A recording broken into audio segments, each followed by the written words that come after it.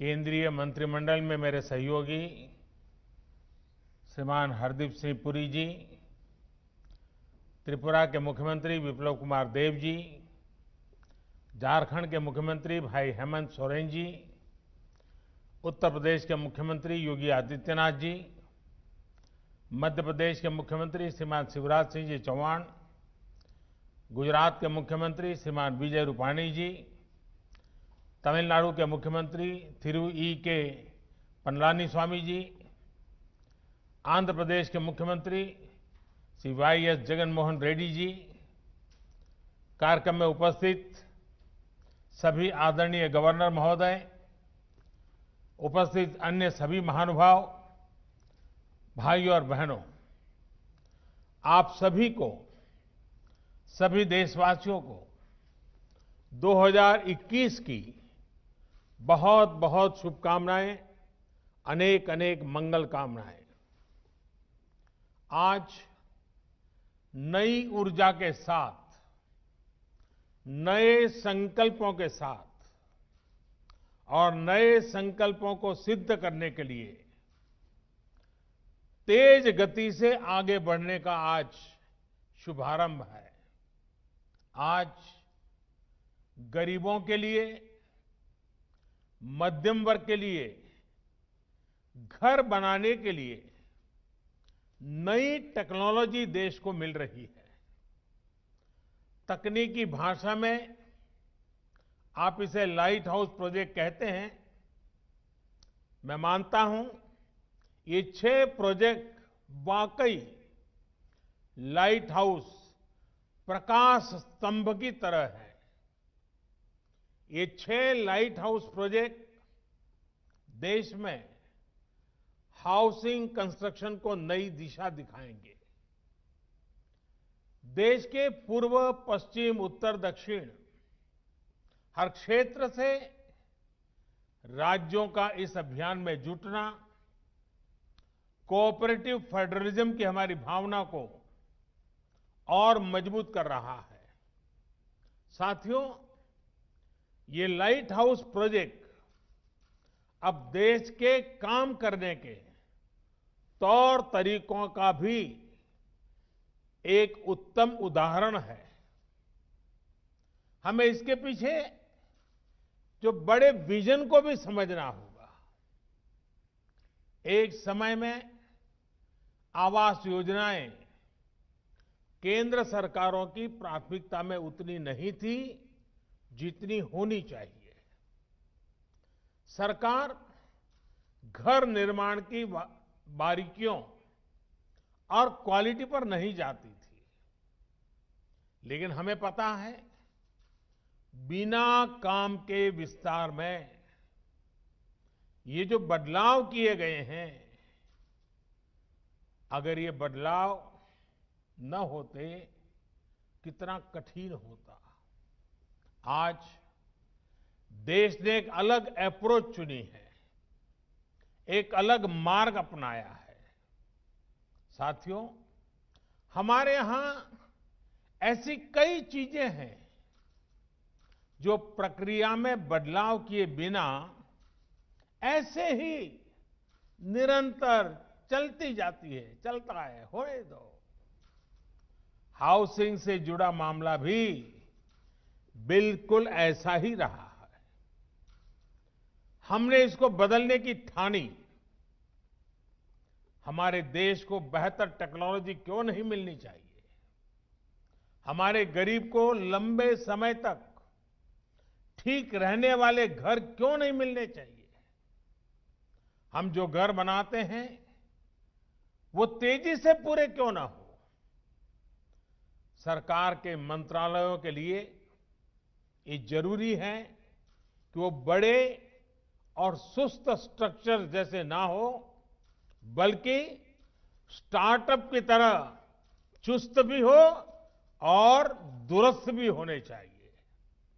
इसके लिए हमने ग्लोबल हाउसिंग टेक्नोलॉजी चैलेंज का आयोजन किया और दुनिया भर की अग्रणी कंपनियों को हिंदुस्तान में निमंत्रित किया।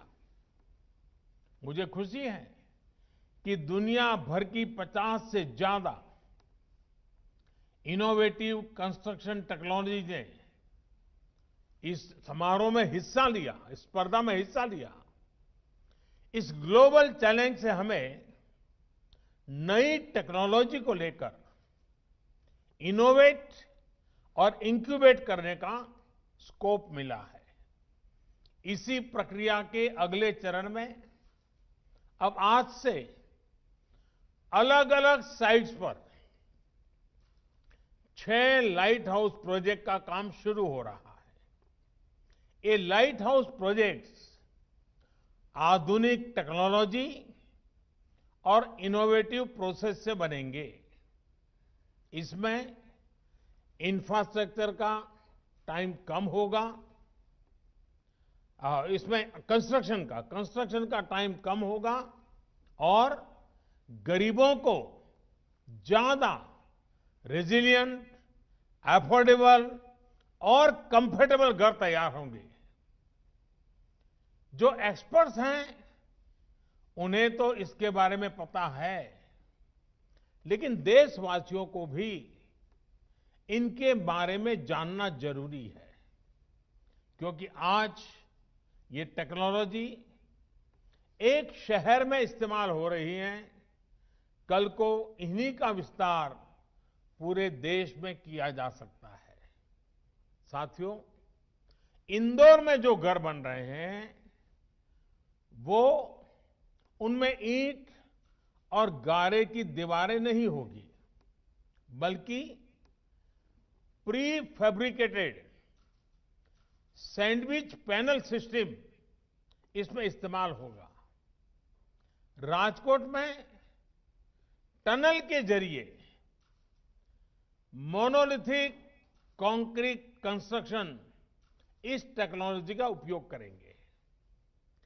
फ्रांस की इस टेक्नोलॉजी से हमें गति भी मिलेगी और घर आपदाओं को झेलने में ज्यादा सक्षम भी बनेगा। चेन्नई में अमेरिका और फिनलैंड की प्री कास्ट कंक्रीट सिस्टम का उपयोग करेंगे, जिससे घर तेजी से भी बनेगा और सस्ता भी होगा। रांची में जर्मनी के 3D कंस्ट्रक्शन सिस्टम से घर बनाएंगे। इसमें हर कमरा अलग से बनेगा और फिर पूरे स्ट्रक्चर को वैसे ही जोड़ा जाएगा जैसे लेगो ब्लॉक्स के खिलौनों को जोड़ते हैं।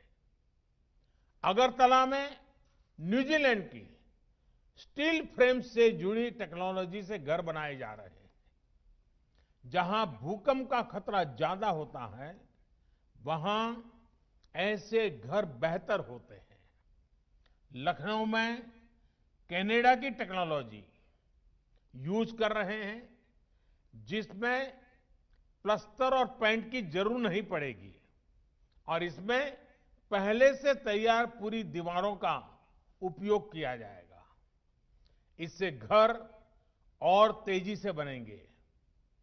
हर लोकेशन पर 12 महीनों में 1000 घर बनाए जाएंगे। एक साल में 1000 घर।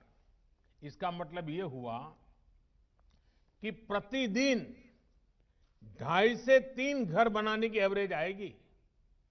एक महीने में करीब करीब 90-100 मकान बनेंगे और साल भर में 1000 मकान बनाने का लक्ष्य है। अगली 26 जनवरी के पहले इस काम में ये सफलता पाने का इरादा है। साथियों, ये प्रोजेक्ट एक प्रकार से इंक्यूबेशन सेंटर्स ही होंगे, जिससे हमारे प्लानर्स, आर्किटेक्ट्स, इंजीनियर्स और स्टूडेंट्स सीख पाएंगे और नई टेक्नोलॉजी एक्सपेरिमेंट कर पाएंगे। मैं देश भर की इस प्रकार की सभी यूनिवर्सिटी से आग्रह करता हूं, सभी इंजीनियरिंग कॉलेज से आग्रह करता हूं कि इस फील्ड में जुड़े हुए आपके प्रोफेसर्स, आपकी फैकल्टी, आपके स्टूडेंट्स 10-10, 15-15 के ग्रुप बनाएं। एक एक वीक के लिए इन 6 साइट पर रहने के लिए चले जाएं। पूरी तरह उसका अध्ययन करें। वहां की सरकारें भी उनको मदद करें और एक प्रकार से देश भर की हमारी यूनिवर्सिटी के लोग ये जो पायलट प्रोजेक्ट हो रहे हैं, एक प्रकार से इंक्यूबेटर्स हो रहे हैं, वहां जाकर के टेक्नोलॉजी, और मैं ये चाहूंगा कि हमें आंख बंद करके किसी टेक्नोलॉजी को अडॉप्ट करने की जरूरत नहीं है। हम देखें और फिर हमारे देश की जरूरत के हिसाब से, हमारे देश के संसाधनों के हिसाब से, हमारे देश की रिक्वायरमेंट के हिसाब से हम इस टेक्नोलॉजी का शेप बदल सकते हैं क्या, उसकी एक्टिविटी बदल सकते हैं क्या, उसके परफॉर्मेंस लेवल को बदल सकते हैं क्या। मैं पक्का मानता हूं हमारे देश के नौजवान ये देखेंगे, उसमें जरूर वैल्यू एडिशन करेंगे, कुछ नयापन जोड़ेंगे और सचमुच में देश एक नई दिशा में तेज गति से आगे बढ़ेगा। इसी के साथ साथ घर बनाने से जुड़े लोगों को नई टेक्नोलॉजी से जुड़ी स्किल अपग्रेड करने के लिए सर्टिफिकेट कोर्स भी शुरू किया जा रहा है। ये बहुत बड़ा काम है। हमने इसके साथ human resource development, skill development, इसको साइमल्टेनियस शुरू किया है। ऑनलाइन आप पढ़ सकते हैं, इस नई टेक्नोलॉजी को समझ सकते हैं, आप एग्जाम दे करके सर्टिफिकेट प्राप्त कर सकते हैं। ये इसलिए किया जा रहा है ताकि देशवासियों को घर निर्माण में दुनिया की बेस्ट टेक्नोलॉजी और मटेरियल मिल सके।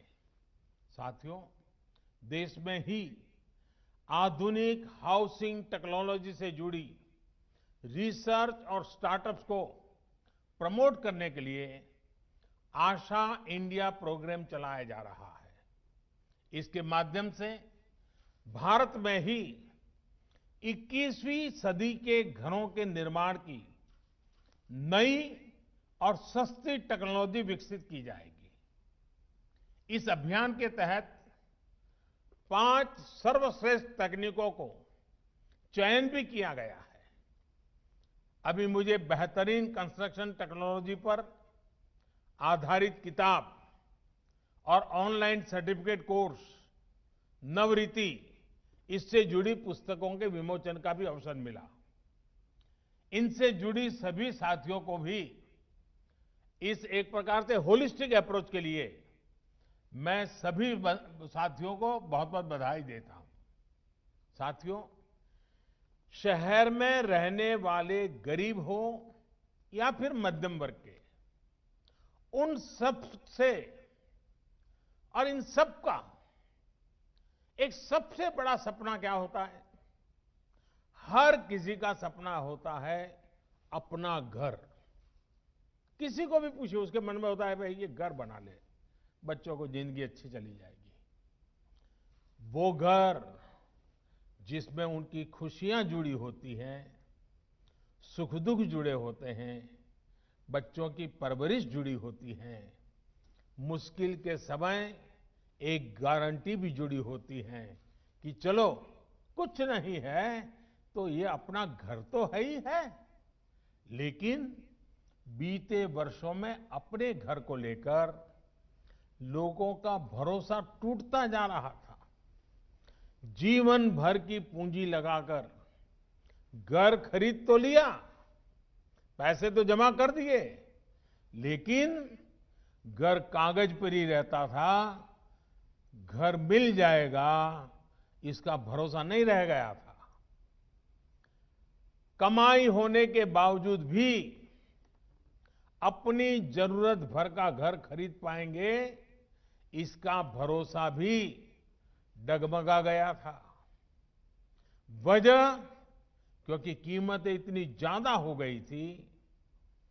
एक और भरोसा जो टूट गया था वो ये कि क्या कानून हमारे साथ देगा कि नहीं देगा।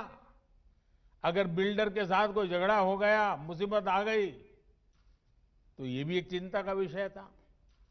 हाउसिंग सेक्टर की ये स्थिति हो गई थी कि किसी गड़बड़ी की स्थिति में सामान्य व्यक्ति को ये भरोसा ही नहीं था कि कानून उसके साथ खड़ा होगा। और साथियों, इन सब से वो किसी तरह निपटकर आगे बढ़ना भी चाहता था।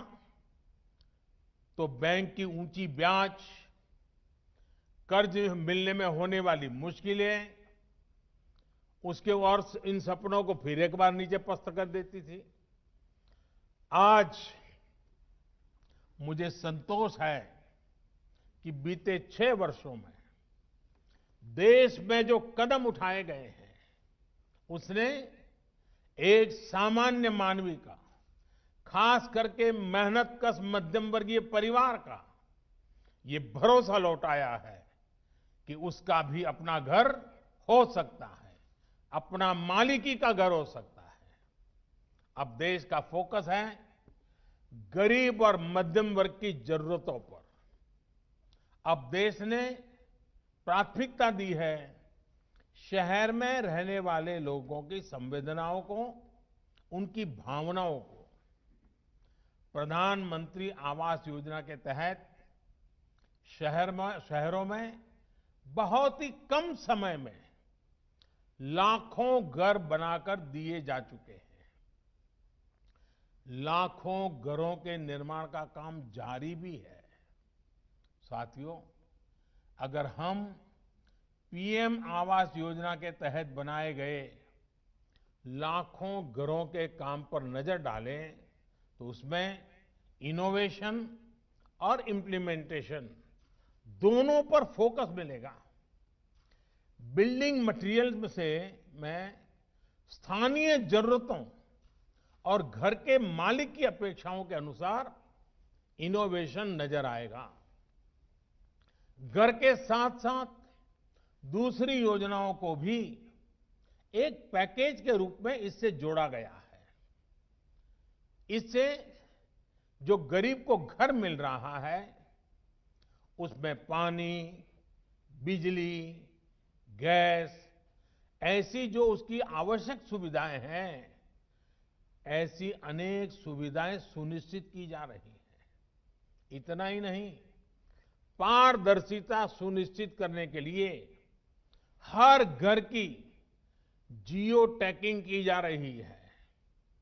जियो टैगिंग के कारण हर चीज का पता चलता है।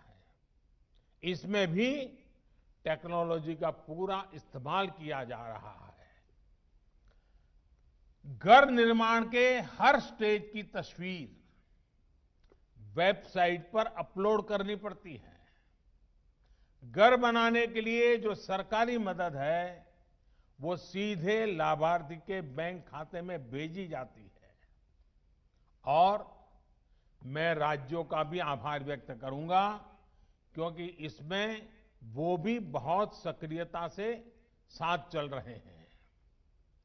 आज कई राज्यों को इसके लिए सम्मानित करने का भी मुझे सौभाग्य मिला है। मैं इन राज्यों को जो विजयी हुए हैं, जो आगे बढ़ने के लिए मैदान में आए हैं, उन सभी राज्यों को विशेष रूप से बधाई देता हूं। साथियों, सरकार के प्रयासों का बहुत बड़ा लाभ शहरों में रहने वाले मध्यम वर्ग को हो रहा है।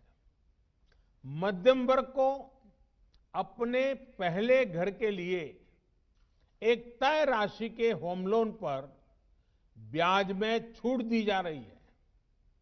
अभी कोरोना संकट के दौरान भी सरकार ने होम लोन पर ब्याज में छूट की विशेष योजना शुरू की। मध्यम वर्ग के साथियों के जो घर बरसों से अधूरे पड़े थे, उनके लिए 25,000 करोड़ रुपए का विशेष फंड भी बनाया गया है। साथियों, इन सारे फैसलों के साथ ही लोगों के पास अब रेरा जैसा कानून की शक्ति भी है। रेरा ने लोगों में ये भरोसा लौटाया है कि जिस प्रोजेक्ट में वो पैसा लगा रहे हैं वो पूरा होगा, उनका घर अब फंसेगा नहीं। आज देश में लगभग 60,000 रियल एस्टेट प्रोजेक्ट्स रेरा के तहत रजिस्टर्ड है। इस कानून के तहत हजारों शिकायतों का निपटारा किया जा चुका है, यानी हजारों परिवारों को उनका घर मिलने में मदद मिली है। साथियों, हाउसिंग फॉर ऑल यानी सबके लिए घर, इस लक्ष्य की प्राप्ति के लिए जो चौतरफा काम किया जा रहा है, वो करोड़ों गरीबों और मध्यम वर्ग परिवारों के जीवन में बड़े परिवर्तन ला रहा है। ये घर गरीबों के आत्मविश्वास को बढ़ा रहे हैं। ये घर देश के युवाओं के सामर्थ्य को बढ़ा रहे हैं। इन घरों की चाबी से कई द्वार एक साथ खुल रहे हैं। जब किसी को घर की चाबी मिलती है ना, तब वो दरवाजा या चार दीवार इतना तक नहीं होता है। जब घर की चाबी हाथ आती है तो एक सम्मानपूर्ण जीवन का द्वार खुल जाता है, एक सुरक्षित भविष्य का द्वार खुलता है। जब घर के मकान के मालिकी का हक आ जाता है, चाबी मिलती है, तब बचत का भी द्वार खुलता है, अपने जीवन के विस्तार का द्वार खुलता है। 5-25 लोगों बीच में, समाज में, ज्ञाति में, बिरादरी में एक नई पहचान का द्वार खुल जाता है, एक सम्मान का भाव लौट आता है, आत्मविश्वास पनपता है। ये चाबी लोगों के विकास का, उनकी प्रगति का द्वार भी खोल रही है। इतना ही नहीं, ये चाबी भले ही दरवाजे की चाबी होगी, लेकिन वो दिमाग के भी वो ताले खोल देती है, जो नए सपने संजोने लग जाता है, नए संकल्प से की ओर बढ़ चलता है और जीवन में कुछ करने के सपने नए तरीके से बुनने लग जाता है। इस चाबी की इतनी ताकत होती है। साथियों, पिछले साल कोरोना संकट के दौरान ही एक और बड़ा कदम भी उठाया गया है। ये कदम है एफोर्डेबल रेंटल हाउसिंग कॉम्प्लेक्स। ये योजना, इस योजना का लक्ष्य हमारे वो श्रमिक साथी हैं जो एक राज्य से दूसरे राज्य में या फिर गांव से शहर आते हैं। कोरोना के पहले तो हमने देखा था कि कुछ जगह से अन्य राज्य से आए लोगों के लिए अनाप शनाप कभी कभी बातें बोली जाती थी, उनको अपमानित किया जाता था। लेकिन कोरोना के समय सारे मजदूर अपने अपने यहां वापस गए तो बाकियों को पता चला कि इनके बिना जिंदगी जीना कितना मुश्किल है, कारोबार चलाना कितना मुश्किल है, उद्योग धंधे चलाना कितना मुश्किल है। और हाथ पैर जोड़ करके लोग लगे, वापिस आओ, वापिस आओ। कोरोना ने हमारे श्रमिकों के सामर्थ्य को, सम्मान को, जो लोग स्वीकार नहीं करते थे, उनको स्वीकार करने के लिए मजबूर कर दिया। हमने देखा है कि शहरों में हमारे श्रमिक बंधुओं को उचित किराए पर मकान उपलब्ध नहीं हो पाते। इसके कारण छोटे छोटे कमरे में बड़ी संख्या में श्रमिकों को रहना पड़ता है। इन जगहों पर पानी, बिजली, टॉयलेट से लेकर अस्वच्छता, ऐसी अनेक समस्याएं भरी पड़ी रहती है। राष्ट्र की सेवा में अपना श्रम लगाने वाले ये सभी साथी गरिमा के साथ जीवन जिए, ये भी हम सभी देशवासियों का दायित्व है।